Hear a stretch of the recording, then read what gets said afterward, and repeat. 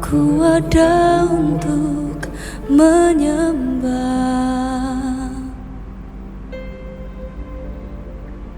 ku ada untuk memujamu.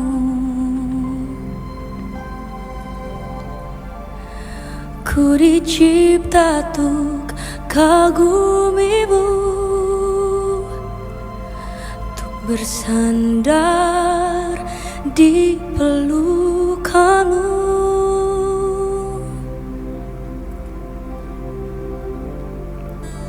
Ku ada untuk menyembah,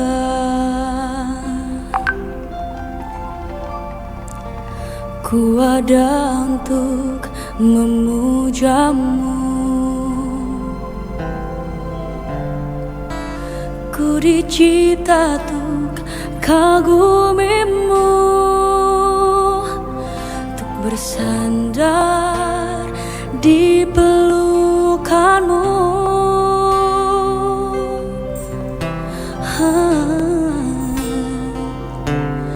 Jangan biarkan aku berpaling, tetapkan hatiku untuk selalu memilihmu.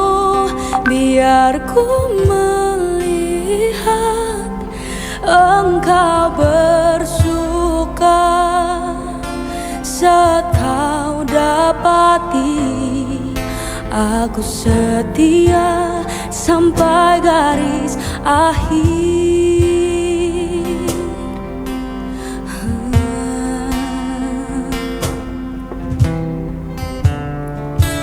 Ku ada untuk menyembah,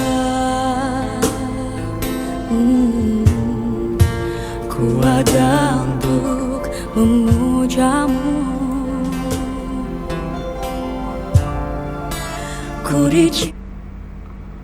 Assalamualaikum warahmatullahi wabarakatuh. Selamat pagi semuanya. Salam sejahtera bagi kita semua. Mari kita mulai perkuliahan ke-10 setelah UTS, mata kuliah perpajakan. Bahan yang kita bahas hari ini adalah PPN, pajak tambahan nilai, dan PPNBM ya, dan biaya barang mewah. Oke, kemarin kita melanjutkan tentang PPN ya, kita update dulu lagi tentang PPN tuh dan PPNBM apa. Sebentar ya. Oke, ya ini masuk enggak di siakat ya. Oke ya. Ini kita membahas kemarin apa tentang PPN ya. PPN dan PPNBM. Oke. PPN itu adalah pajak pertambahan nilai, sedangkan apa PPNBM adalah pungutan tambahan di samping PPN, biasanya jadi satu ya.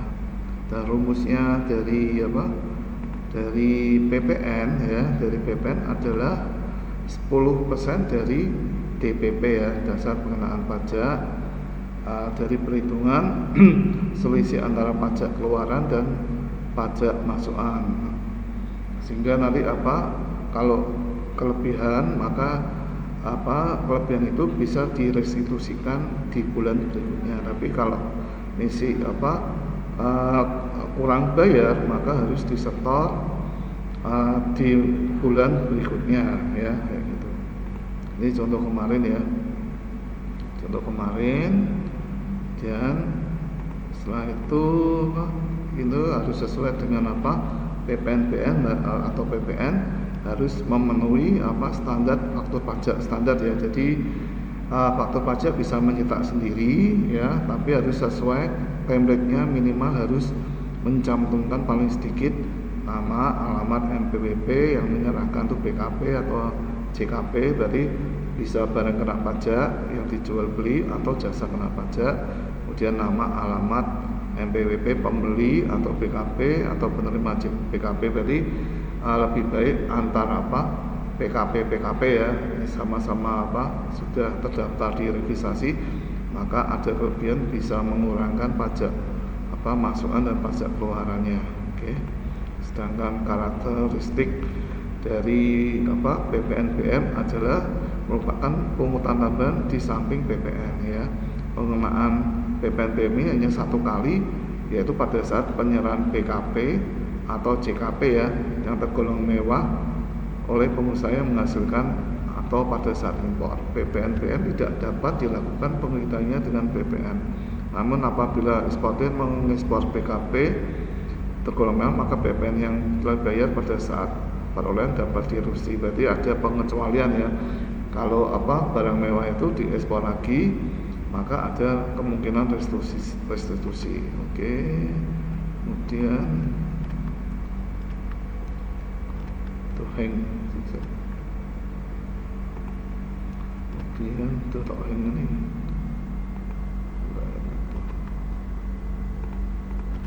Waduh, hang 11 banget. Aduh, tolong. Oke.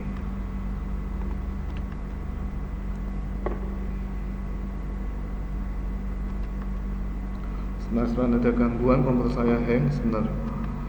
Tuhan, tolong.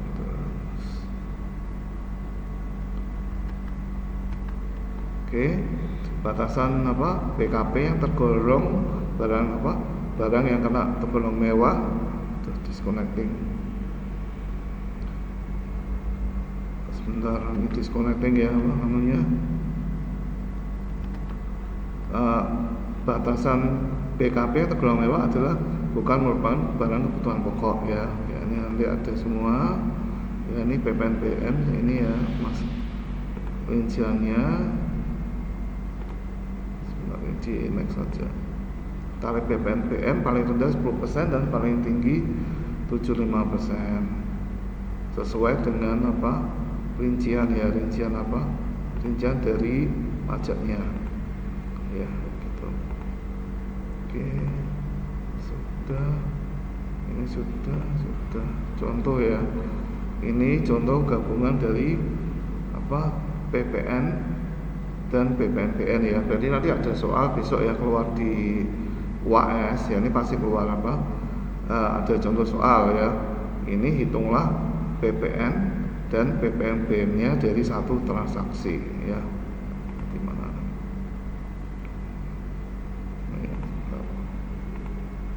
Ya, ini pembayaran yang tidak melebihi 1 juta dan merupakan pembayaran tidak dibacakan diperkecualikan dari pemungutan PPN atau PPNBM ya. Contoh ini harga jualnya 800.000. PPN-nya 10% adalah 80.000, PPNBM-nya adalah 20% dari 800.000 adalah 160.000. Harga jual termasuk PPN 1.040.000 ya. 1.040.000 melebihi dari 1 juta maka dipungut PPNBM-nya ya.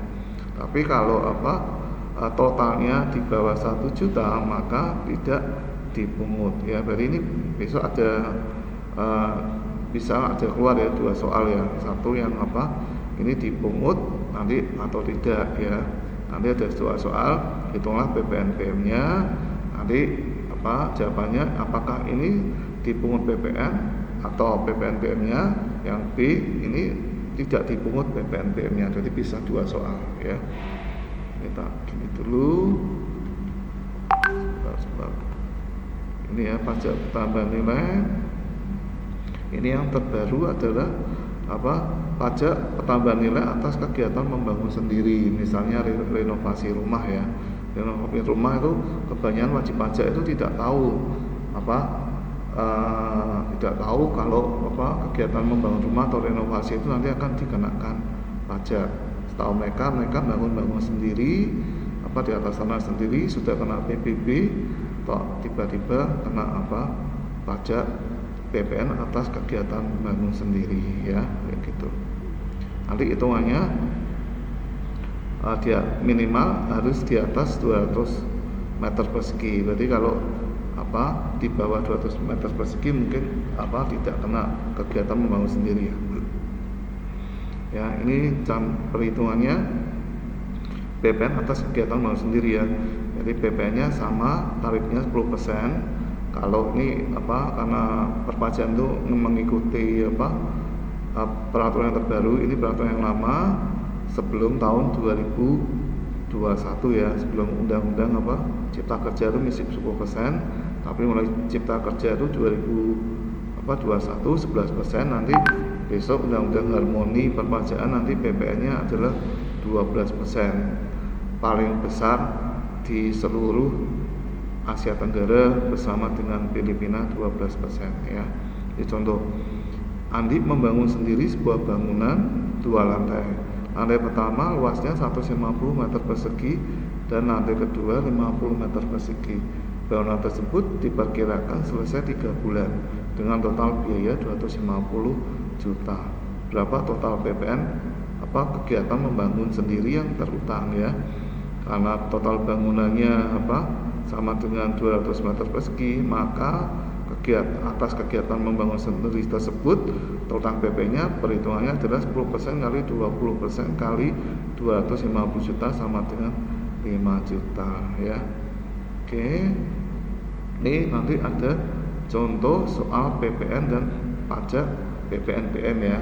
Nanti kita lihat, sebelum kita lihat nanti kita belajar dulu tentang nanti saya kopikan juga contoh soal PPNBM ya. Nanti saya kopikan ke website sebentar. Kita kopikan dulu ke website di linknya dosen nanti sebentar. Ini tak copy dulu sebentar, perpajakan Kamis ya. Sebentar. Ini sebentar, pertemuan ke-10.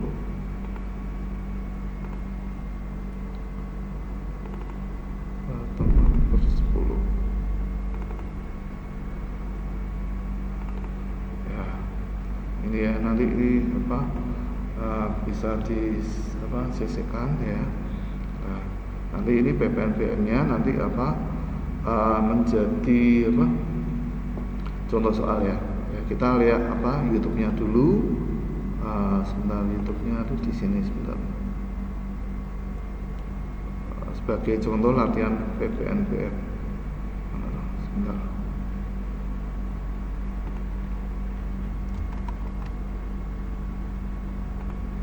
Oke, kita pindah lihat YouTube-nya ya. Jadi perpajakan itu adalah kombinasi dari sebentar. Studi kasus perpajakannya ini kalau di mahasiswa ini biasanya kalau tatap muka kelas pagi biasanya mereka harus presentasi ya. Cuma karena kelas kita adalah hybrid, maka dosennya yang memaparkan nanti ditambahi tambahan dari YouTube maupun bahan-bahan soal ya. Sebentar, ini tak pindah dulu. Itu namanya.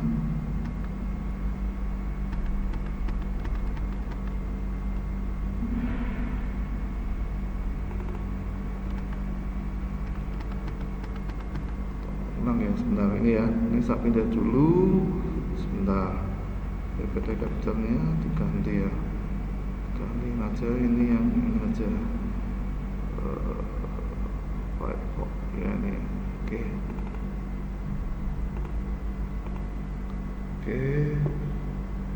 Ini ya, ini kita belajar sama-sama tentang studi kasus PPNBM ya. Apa itu PPN? PPN atau pajak pertambahan nilai adalah pajak yang dikenakan pada setiap transaksi jual beli barang atau jasa yang terjadi pada wajib pajak orang, pribadi atau badan usaha yang mendapat pengusahaan pajak. Satunya merupakan jenis pajak konsumsi yang dalam bahasa Inggris disebut value add tax atau good and service tax. Next. Ini Perubahan tarif PPN sudah serentak dilakukan sejak 1 April tahun 2022 hingga kini. Berdasarkan UU Harmonisasi Perubahan Pajak atau biasa dikenal dengan UU HPP, tarif PPN sebelumnya sebesar 10% diubah menjadi 11% yang mulai berlaku sejak 1 April 2022. Selanjutnya, kenaikan akan terjadi lagi menjadi 12% yang akan berlaku pada 1 Januari 2025 menjadi 12% ya. Pajak penjualan atas barang mewah atau seringkali disebut pajak barang mewah adalah pajak yang dikenakan atas barang kena pajak yang tergolong mewah baik diproduksi dalam maupun diimpor. Next. Ini contoh kasusnya, ya. PKP ya, dari PKP melalui Contoh bisa studi kasus. PT pemasukan Mulinda dan adalah pengeluaran. PKP yang bergerak di bidang penjualan elektronik di Makassar. Selama bulan Juli 2014 melakukan transaksi sebagai berikut. Yang pertama, penjualan langsung ke konsumen sebanyak 1,4 miliar rupiah. Yang kedua, penyerahan barang elektronik kepada Pemkot Makassar sebesar 440 juta yang sudah include dengan PPN-nya. Yang ketiga, menyumbangkan ke panti asuhan 1 buah TV seharga 4 juta, termasuk keuntungannya yaitu 400.000. Yang keempat, membangun gudang elektronik seluas 500 meter persegi di kawasan pergudangan itu sendiri, 350 juta rupiah. Maka hitunglah PPNBM-nya. PPN dan PPNBM. Selanjutnya terdapat transaksi tambahan selama bulan Juli sebagai berikut. Yang pertama, mengimpor barang elektronik dari Amerika seharga 100.000 dolar US dollar dan asuransi 1.000 US dollar. Ongkos angkut ke Makassar yaitu 2.000 US dollar. Biaya cukai sebesar 10% dari CIF dan biaya masuk tambahan sebesar 4% dari CIF. Belum memiliki API dan barang elektronik tersebut termasuk barang mewah dengan tarif 30%. Diasumsikan pajak terhadap US dollar adalah 7.200. Yang transaksi kedua, membeli sebuah mobil box pengangkut barang seharga 220 juta dan mobil semi direktur yaitu harga 30 juta. Harga kedua produk ini udah termasuk PPN ya. Next. Maka soalnya hitunglah PPN dan PPNBM-nya. Oke. Dan Selanjutnya ini. Yang pertama, hitunglah PPN dan PPNBM atas transaksi data. Yang kedua, apakah PPN yang harus disetor?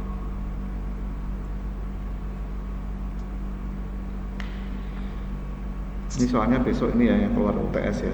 UAS. Untuk transaksi langsung ke konsumen sebanyak 1,4 miliar. P-nya dulu 4 juta dikurang 400 sama dengan 3.600.000 dan PPN-nya berarti Kalau dari penjualan keluaran 3.600.000 itu kalau dia dikali import 10% beli dan masuk menghasilkan nanti PPN diselisihkan, keluaran yaitu ya. 360.000. Next. Membangun gudang elektronik seluas 500 meter persegi di kawasan pergudangan sendiri sebesar 350 juta. Untuk kawasan pembangunan ini, membangun gudang, DPP-nya dikenakan yaitu 20% dikali 350 juta.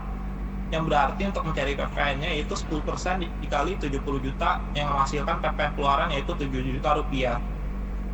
Next. Untuk transaksi tambahan di bulan Satu Juli soal ini, bisa apa? yang pertama itu kita Bisa cari menjadi cost 6 sama dengan soal ini 100.000 US untuk dollar PPNBM-nya. dikali 7.200 berarti 720 juta. Untuk insuransinya kita konversikan ke rupiah dulu, 1.000 US dollar dikali 7.200 rupiah yang menghasilkan 7.200. Yang fake-nya itu berarti 2.000 dolar dikali 7.200 yang menghasilkan 14 juta 400 dolar. Total CIF cost insurance plus break sama dengan 741 juta 600.000. Biaya cukainya berarti 10% dari CIF.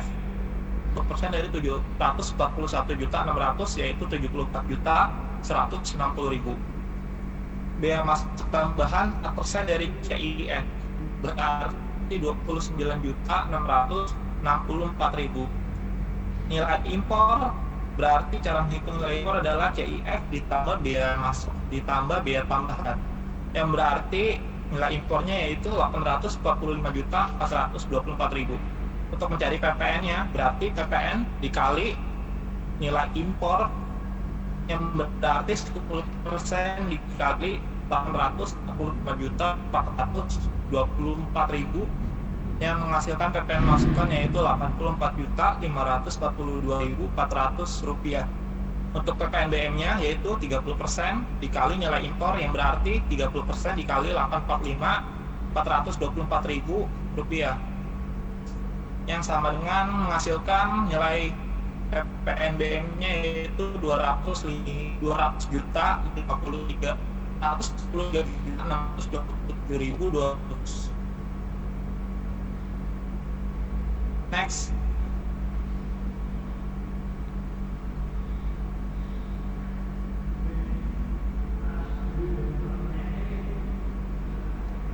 Untuk transaksi selanjutnya itu pembelian mobil box yang tadi kita cari DPP-nya dulu, berarti 100 per 110 Ini dikali bisa, nanti 220 soalnya juta bisa ketemu bermacam-macam ya, dari DPP-nya satu itu 200 juta.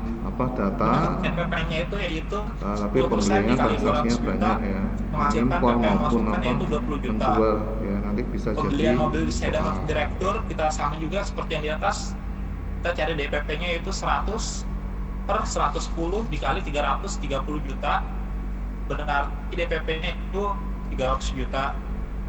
Kita cari PPN lagi, berarti sama seperti di atas, data 10% dikali 300 juta yang menghasilkan PPN masukan berarti 30 juta. Enggak, ini tidak termasuk PPN masukan. Next, untuk catatan, cara penghitungan PPN ini adalah untuk perusahaan, maka pembelian mobil sedan direktur ini tidak boleh dibebankan atau dihitung dalam perhitungan nilai PPN yang harus disetor nantinya, karena ini tidak termasuk dalam expendable expense. Oke. Untuk selanjutnya, berapakah PPN yang harus disetor? Yang pertama, PPN keluaran 140 juta ditambah 40 juta ditambah 360.000 ditambah 7 juta.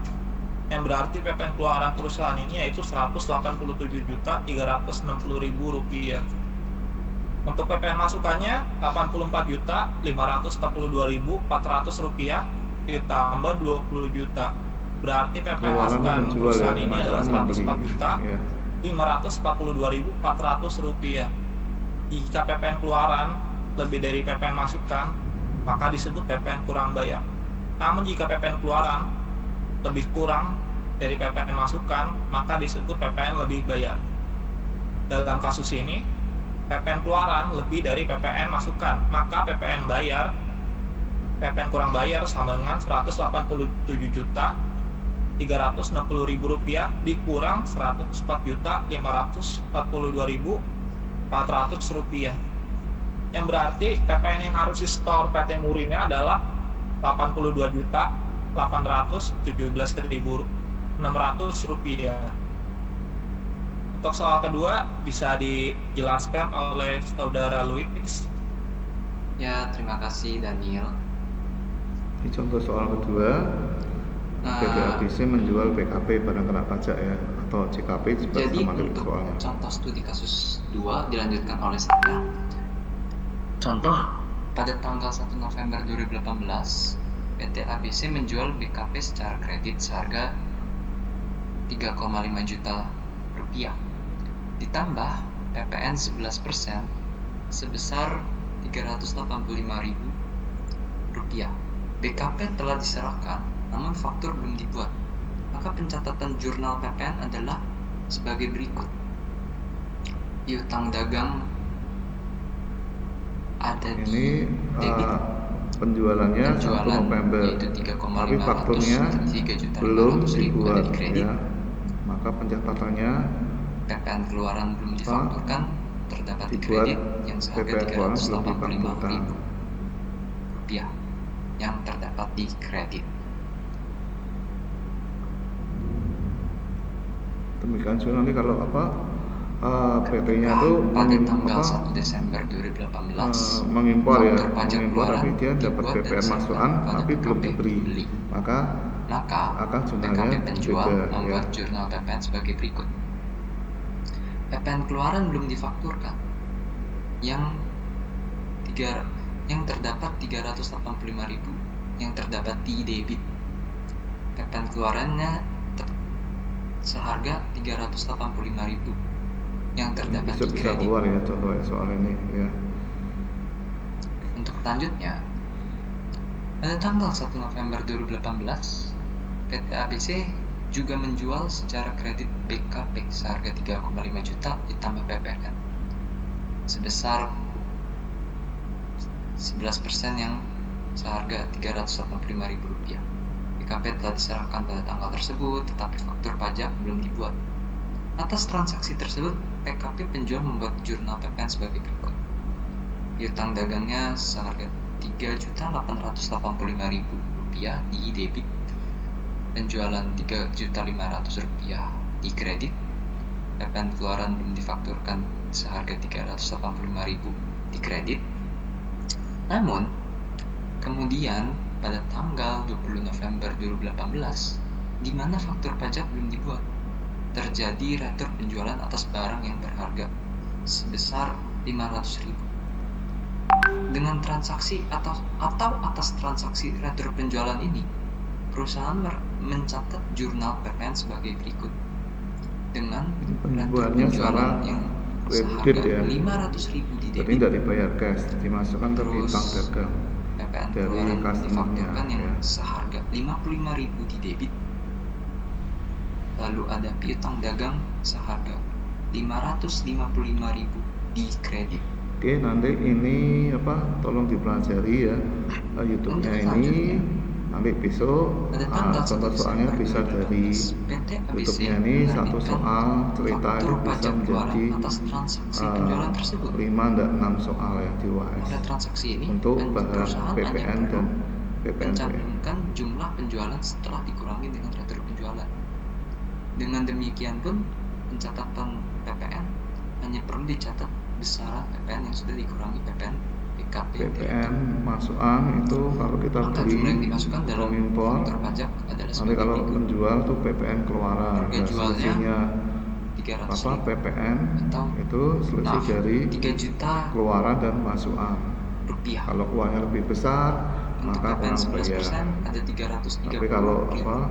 PPN kurang Maka jumlah yang dibebankan adalah keluarannya lebih kecil, 3.330.000 maka lebih bayar. Besok bisa dipotongkan Terkait tagihan penerbitan pajak faktur pajak tersebut, restitusi bulan perusahaan berikutnya. mencatat jurnal PPN sebagai berikut. PPN keluaran yang difakturkan ada 330.000 rupiah, dan ada PPN keluaran 330.000 rupiah ada di kredit. Jika retur dilakukan setelah perusahaan menerbitkan faktur pajak, misalnya tanggal 10 Desember 2018, maka pencatatan jurnal PPN yang dibuat oleh perusahaan adalah sebagai berikut. Untuk pencetakan faktur pajak Retur itu harus penjualannya hati-hati ya, karena kalau sudah terbesar ada faktur pajak 500.000 dicetak ada nomor serinya, itu tidak bisa langsung dihapus, nanti ada revisi ya, PPN keluaran revisi dari 55.000 siapa atau pajak yang rupiah dikeluarkan ada di dari debit. perusahaan. Maka piutang dagang sebesar Rp555.000 di kredit. Demikianlah bentuk pencatatan jurnal PPN untuk transaksi penjualan. Masing-masing bentuk penjualan, baik secara tunai ataupun kredit, serta adanya pengembalian ataupun retur yang memiliki perlakuan pencatatan jurnal PPN pasti berbeda. Untuk contoh studi kasus ketiga, saya serahkan ke Suci Herawati. Contoh studi kasus 3, pada PT Gragas merupakan PKP yang menjual elektronik di Palembang. Selama Agustus 2022, PT Gragas melakukan sebagai transaksi berikut. Dengan transaksi pertama, penjualan secara kepada konsumen sebesar 1.600.000.000 dengan PPN 11% dikali 1.600.000.000 dikurang 176 juta pajak keluaran atau penjualan. Dengan jurnal kas 1.776.000.000 di debit, pajak keluaran 176 juta di kredit, dan penjualan 1.600.000.000 di kredit elektronik. Dengan transaksi kedua, penyerahan BKP yakni barang elektronik kepada pemerintah Kota Palembang sebesar 660 juta, harga sudah termasuk PPN. Dengan DPP sama dengan 100 dibagi 111 dikali 660 juta sama dengan 595 juta. Dengan PPPN 11% dikali 595 juta sama dengan 65.450.000 pajak pengeluaran atau penjualan. Dengan jurnal kas 660 juta di debit, pajak keluaran 65 juta di kredit, pajak penjualan 595 juta di kredit. Dengan transaksi ketiga yaitu PT Gragas juga membangun sebuah gedung elektronik sebesar 500 mm di kawasan pegudangan sendiri Ini dengan biaya pajak sebesar kegiatan 550 membangun juta. sendiri ya. DPP 20% dikali 550 juta sama dengan 110 juta. Dengan PPR 11% dikali 110 juta sama dengan 12 juta 100. Pajak keluaran. Transaksi keempat yaitu menyumbang ke sebuah yayasan Santi Joko satu buah televisi dengan harga 200 dengan harga Pajak 2 keuangan juta adalah termasuk pajak yang keuntungan apa? 200. DPP sama dengan 2 Keluar ya. juta dikurang 200 sama dengan 1.800.000 pajak keluaran. Transaksi tambahan membeli sebuah mobil box untuk mengangkut barang dengan harga 550 juta dengan DPP 100 dibagi 111 dikali 550 juta sama dengan 496 juta. PPN-nya 11% dikali 496 juta sama dengan 54 juta 560.000 pajak masukan. Berapakah total PPN yang harus disetorkan? PPN keluarannya adalah Ini yang soal paling transaksi gampang ya, pertama beli ditambah mobil box. transaksi kedua Ya. ditambah transaksi ketiga ditambah transaksi keempat.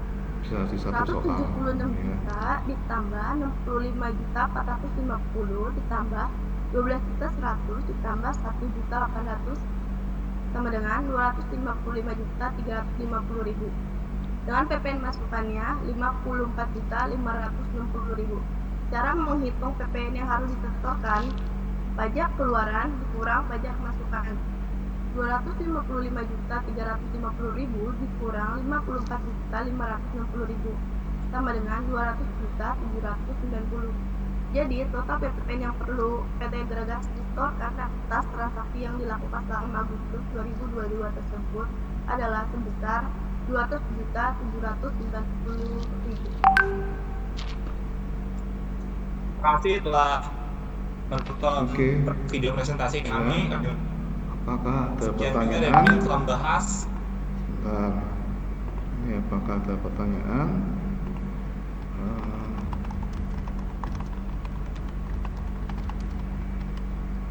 Oke, saya kembalikan lagi. Ini berarti ke teman ya. Oke. Kemudian ini apa dipelajari ya? Kalau gitu apa? Kalau tidak ada, saya izin dulu pamit. Insya Allah kita ketemu di pertemuan Kamis depan ya. Wassalamualaikum warahmatullahi wabarakatuh.